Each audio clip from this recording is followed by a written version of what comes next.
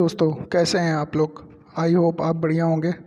तो आज का मैं करंट अफेयर बनाने जा रहा हूँ। आज का दिन है 3 अक्टूबर 2020 और आज के करंट अफेयर स्टार्ट करते हैं। तो चलिए शुरू करते हैं। पहला प्रश्न स्टार्ट करते हैं। आईपीएल इतिहास में सबसे अधिक मैच में रिकॉर्ड के जो मैच खेलने का रिकॉर्ड है वो किसने बनाया है। तो यहाँ पे सुरेश रैना जी का जो रिकॉर्ड है, जो सुरेश रैना कहाँ के हैं, गाज़ियाबाद के हैं और इन्होंने जम्मू और कश्मीर में क्या किया है, एक क्रिकेट एकेडमी स्टार्ट करी है। तो इनके जो 193 मैच का रिकॉर्ड था वो धोनी जी ने तोड़ दिया है। धोनी ने 194 मैच खेल लिए हैं और उसके बाद मात्र 2 मैच पीछे कौन है, मुंबई इंडियंस है, रोहित शर्मा है। तो इस हिसाब से लग रहा है कि आईपीएल में जो चेन्नई सुपर किंग है वो बाहर हो जाएगी, मुझे ऐसा लग रहा है। और अगर जो तो इस हिसाब से अगर इसका रिकॉर्ड जो है, इनका रिकॉर्ड रोहित शर्मा तोड़ सकते हैं जो कि मुंबई इंडियंस से खेलते हैं, ठीक है। और इन्होंने जो दूसरे नंबर पे हमारे, जिनका नाम है सुरेश रैना, इन्होंने संन्यास ले लिया है, ठीक है। तो नेक्स्ट क्वेश्चन है, रिलायंस रिटेल में 17,350 करोड़ का निवेश कौन सी कंपनी कर रही है। तो इस कंपनी का नाम है सावरेन वेल्थ फंड, जीआईसी, और इक्विटी फर्म है टीपीजी कैपिटल जो है, आरआरवीएल है। इसने मतलब निवेश करने जा रही है। तो इसने इससे पहले जून में भी निवेश किया था, ठीक है। तो बात करते हैं, ये सिंगापुर की कंपनी है। तो सिंगापुर की बात करते हैं। देखिए, सिंगापुर में मलेशिया और ये जो इंडोनेशिया के बीच मलक्का स्ट्रेट पड़ती है। तो मैं यहाँ से ये भी याद करा रहा हूँ आपको, ये स्ट्रेट ऑफ मलक्का है। और ये देखिए, सिंगापुर एक छोटी सी सिटी है, ठीक है। तो नेक्स्ट क्वेश्चन देखते हैं। नेक्स्ट क्वेश्चन है, पीएम मोदी ने हिमाचल प्रदेश में 9.02 किलोमीटर लंबी जो अटल टनल है उसका उद्घाटन किया। इसका पुराना नाम क्या था। तो इसका जो पुराना नाम था अटल टनल का, रोहतांग दर्रा। तो रोहतांग टनल नाम था। इसका नाम चेंज हो गया है, अटल जी के नाम पे बन गया है। अटल जी का जो बर्थडे पड़ता है वो पड़ता है दिसंबर में पड़ता है। क्रिसमस डे जब पड़ता है हमारा 25 दिसंबर को पड़ता है। तो उस दिन अटल जी का बर्थडे होता है और सुशासन दिवस भी हम लोग मनाते हैं उस दिन। क्योंकि जब बीजेपी की सरकार आई है तो उसने 25 दिसंबर को क्या किया है, अटल जी का जो बर्थडे है उसको सुशासन दिवस के रूप में मनाने का फैसला किया था।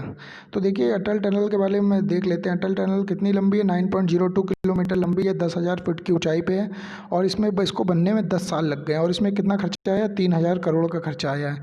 देखिए, ये है अटल टनल। ये क्या कर रही है, ये जो हाईवे है उससे डायरेक्ट जोड़ रही है। तो इससे क्या होगा, हमारी जो चाइना के बॉर्डर के पास जो लद्दाख में सैनिक हैं उनको डायरेक्ट खाना या जो भी कोई राहत सामग्री है वो पहुंचाई जा सकती है बहुत ही जल्दी, ठीक है। इसके बाद नेक्स्ट क्वेश्चन देखते हैं। हाल ही में अंतर्राष्ट्रीय अहिंसा दिवस कब मनाया गया। ये अहिंसा दिवस बापू जी के बर्थडे पर मनाया गया। बापू कौन है हमारे, बापू का नाम है मोहनदास करमचंद्र जी, जिनका बर्थडे कब होता है, जिनका जन्म हुआ था 2 अक्टूबर 1869 को हुआ था। और उसी के साथ साथ लाल बहादुर शास्त्री, जो कि जिनके गुरु का नाम क्या है, महात्मा गांधी, उनका भी बर्थडे मनाया जाता है। और बात करते हैं अहिंसा दिवस, 2 अक्टूबर को मनाते हैं अंतर्राष्ट्रीय अहिंसा दिवस, यूनाइटेड नेशन ने बोला है। और देखिए, नेक्स्ट क्वेश्चन देखते हैं। देखिए, यहाँ पे क्या है, मैं एक रिवीजन करवाने जा रहा हूँ जनवरी महीने के करंट अफेयर का। तो जनवरी महीने के इंपॉर्टेंट डेज का। तो जनवरी में इंपॉर्टेंट डेज देखते हैं। 4 जनवरी को लुइस ब्रेल दिवस होता है, जो कि अंधों की एक लिपि होती है, जो अंधे अपनी भाषा, मतलब उनकी कोई लैंग्वेज नहीं होती है जिसको वो पढ़ सकें, ठीक है। तो ये अंधों की भाषा है ब्रेल दिवस। और 9 जनवरी को भारतीय प्रवासी दिवस है। इस दिन क्या हुआ था, महात्मा गांधी हमारे कहाँ आए थे, इंडिया आए थे साउथ अफ्रीका से। 12 जनवरी को नेशनल यूथ डे होता है, जो कि स्वामी विवेकानंद जी का बर्थडे है। 15 जनवरी को इंडियन आर्मी डे होता है, थल सेना दिवस होता है। इस दिन हमारी थल सेना की स्थापना हुई थी। 24 जनवरी को हमारा क्या पड़ता है, नेशनल गर्ल चाइल्ड डे पड़ता है, ये राष्ट्रीय बालिका दिवस है। 25 जनवरी को राष्ट्रीय मतदाता दिवस है, ये इसमें मेंशन नहीं है, आप याद कर लीजिएगा। 26 तारीख को क्या पड़ता है, रिपब्लिक डे, ये तो ऑब्वियस सी बात है, सबको याद होगा। 30 जनवरी को हमारा शहीद दिवस है। और 30 जनवरी को हमारा कुष्ठ रोग उन्मूलन दिवस भी होता है, यानी शहीद दिवस में ही कुष्ठ रोग उन्मूलन दिवस है। उसके बाद देखते हैं सितंबर के पिछले महीने के करंट अफेयर देखते हैं। राष्ट्रीय पोषण दिवस कब पड़ता है हमारा, 1 सितंबर से 7 सितंबर तक हम लोग मनाते हैं। उसके बाद नेक्स्ट क्वेश्चन देखते हैं। शिक्षक दिवस 5 सितंबर को है। अगर बात करते हैं साक्षरता दिवस की, ये 8 सितंबर को है। हिंदी दिवस 14 सितंबर को। इंजीनियरिंग डे, विश्वेश्वरैया जी का बर्थडे पड़ता था उस दिन, ये 15 सितंबर को मनाते हैं। ये विश्वेश्वरैया क्या थे, सिविल इंजीनियर थे, ठीक है। और देखिए, ओजोन दिवस जो पड़ता है वो 16 सितंबर को पड़ता है। ओजोन दिवस से मुझे याद आता है यूनाइटेड नेशन इन्वायरमेंट प्रोग्राम दिवस, 5 जून 1972 को स्थापना हुई थी, ठीक है। और बात करते हैं विश्व पर्यटन दिवस की, ये 27 सितंबर को पड़ता है। और हैजा दिवस 23 सितंबर को है, हैजा 23 को है। और 24 दिसंबर को सितंबर को विश्व बधिर दिवस है। 25 सितंबर को हमारा अंत्योदय दिवस है। 26 को हमारा विश्व मूक बधिर दिवस पड़ता है। 27 सितंबर को हमारा पड़ता है विश्व पर्यटन दिवस। 28 सितंबर को रेबीज डे पड़ता है। 29 सितंबर को हृदय दिवस पड़ता है। 30 सितंबर को अंतर्राष्ट्रीय अनुवाद दिवस पड़ता है। अगर बात करते हैं अंतर्राष्ट्रीय रेबीज डे की, देखिए 27 को पर्यटन हो गया, एक दिन पहले आदमी कहीं बाहर घूमने गया, उसे कुत्ते ने काट लिया, उसको रेबीज हो गया 28 तारीख को। 29 को उसके हृदय में प्रॉब्लम हुई। 30 तारीख को उसका अनुवाद क्या हो गया, हिंदी बोलता होगा, इंग्लिश बोलता होगा, वो भाव करने लगा, यानी ट्रांसलेशन हो गया। इस तरीके आप याद रखिए। उसके बाद देखते हैं हाल ही में भारत ने केन्या और किस देश के साथ विमानों के आवागमन के लिए एयर बबल की व्यवस्था की है। एयर बबल क्या होता है? एयर बबल बेसिकली होता है कि देखिए कोरोना चल रहा था, लॉकडाउन है, इंटरनेशनल फ्लाइट हर जगह बंद कर दी गई है, तो इसके कारण क्या किया, एयर बबल की स्थापना करी, यानी स्पेशली आप उस देश के लिए अंतर्राष्ट्रीय फ्लाइट का आदान प्रदान कर सकते हैं। तो यहाँ पे केन्या के साथ किया, और दूसरी कंट्री हमारी भूटान है। भूटान की राजधानी देखते हैं थिम्फू है। भूटान नेपाल के पास में और तिब्बत और उसके पास में भी है। और बात करते हैं अगर केन्या की, तो केन्या हमारा कहाँ पड़ता है? केन्या हमारा पड़ता है अफ्रीका में। अफ्रीका महाद्वीप पड़ता है। केन्या की राजधानी क्या है? नैरोबी। नैरोबी में क्या हुआ था, उसका किसका हेडक्वार्टर है? यूनाइटेड नेशन एनवायरनमेंट प्रोग्राम का हेडक्वार्टर है। और बात करते हैं अगर केन्या की, तो देखिए केन्या की राजधानी नैरोबी होगी। देखिए 5 जून 1972 था, और को हमारी यूएनईपी की स्थापना हुई थी, और इसके जो हेड हैं इस समय कौन है? एंगर एंडरसन है यूएनईपी के। नेक्स्ट क्वेश्चन देखते हैं। हाल ही में किस राज्य सरकार ने आत्मनिर्भर भारत स्वयंभू कार्यक्रम की घोषणा करी है? तो यहाँ पे गोवा राज्य ने किया है। गोवा राज्य ने अभी भूमि के रिलेटेड एक बिल भी पास किया था। उसके बाद देखते हैं गोवा में कौन कौन से नेशनल पार्क है। गोवा में हमारा सलीम अली पक्षी अभयारण्य है, भगवान महावीर नेशनल पार्क है। देखिए एक सलीम अली नेशनल पार्क है, वो कहाँ पे है? जम्मू कश्मीर में। और यहाँ पक्षी अभयारण्य कौन है? ये हमारा गोवा में है। देखिए सलीम अली पक्षी अभयारण्य। देखिए बर्ड मैन ऑफ इंडिया किसको कहा जाता है? सलीम अली जी को कहा जाता है। उसके बाद नेक्स्ट क्वेश्चन देखते हैं। हाल ही में किस राज्य सरकार ने कोरोना संक्रमण को नियंत्रण करने के लिए गहन सामुदायिक सर्वेक्षण अभियान चलाया है? तो यहाँ पे चलाया है छत्तीसगढ़ की सरकार ने।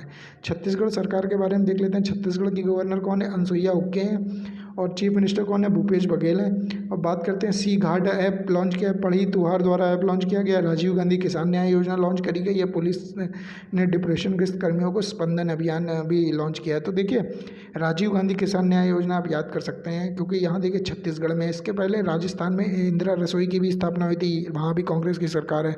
तो जहाँ जहाँ कांग्रेस की सरकार है वहाँ वहाँ कांग्रेस के नेताओं के नाम पे योजनाएं स्टार्ट हुई हैं, ठीक है। और जहाँ बीजेपी की है वहाँ पे कहीं दीनदयाल जी का नाम आ रहा है, कहीं अटल जी का नाम आ रहा है। तो इस तरीके आपस में ये लोग अपने अपने लोगों को प्रमोट कर रहे हैं। बाकी देखिए एसबीआई के नए सीएफओ कौन बने? सीएफओ को फुल फॉर्म होता है चीफ फाइनेंशियल ऑफिसर। तो ये किसे बनाया गया? चरणजीत सुरेंद्र सिंह अटारा को बनाया गया। तो इस समय चेयरपर्सन कौन है एसबीआई के?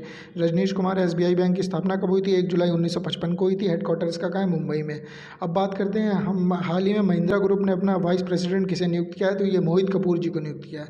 अगर बात करते हैं सीईओ कौन है, तो इसके आनंद महिंद्रा हैं। और इसके स्थापना का वर्ष क्या है? इसका स्थापना का वर्ष है 1945। इसका हेडक्वार्टर कहाँ पे? इसका हेडक्वार्टर मुंबई में है। और बात करते हैं अगर, तो आनंद महिंद्रा हो गए, मोहित कपूर नाम इंपॉर्टेंट है, वाइस प्रेसिडेंट है इनके, ठीक है।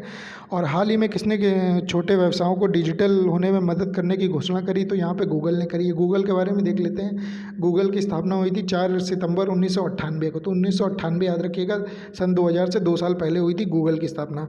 इसकी कहाँ पे इसका स्थापना हुई थी? इसकी स्थापना हुई थी कैलिफोर्निया जैसे स्टेट है, वहाँ पे कैलिफोर्निया एक स्टेट है यूनाइटेड स्टेट ऑफ अमेरिका का, वहाँ पे हुई थी। और इसके सीईओ कौन है इस समय? सुंदर पिचाई। इसकी स्थापना किसने करी थी? लैरी पेज और सर्जे ब्रिन ने करी थी, ठीक है। तो बाकी देखते हैं, देखिए मुझे याद आ रहा है माइक्रोसॉफ्ट के सीईओ कौन है? सत्यम नडेला है। और बात करते हैं इसकी स्थापना कब हुई थी? 4 अप्रैल 1975 को हुई थी, जब शोले पिक्चर रिलीज़ हुई थी। उसके बाद देख लेते हैं इसका हेडक्वार्टर कहाँ पे? वाशिंगटन में। इसके फाउंडर कौन थे? बिल गेट्स और पॉल एलन थे। पॉल एलन जी का निधन हो गया है। हाल ही में किस दुपहिया वाहन कंपनी ने बीएस धनोआ को स्वतंत्र निदेशक नियुक्त किया? तो यहाँ पे हीरो ने लॉन्च किया, ठीक है। हीरो ने इन्हें स्वतंत्र निदेशक नियुक्त किया है।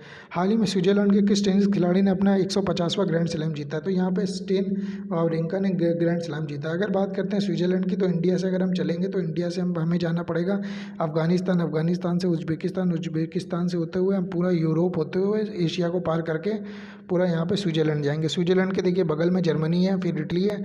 और बात करते हैं अगर स्विट्जरलैंड की राजधानी, तो स्विट्जरलैंड की राजधानी क्या है? बर्न है स्विट्जरलैंड की राजधानी, ठीक है।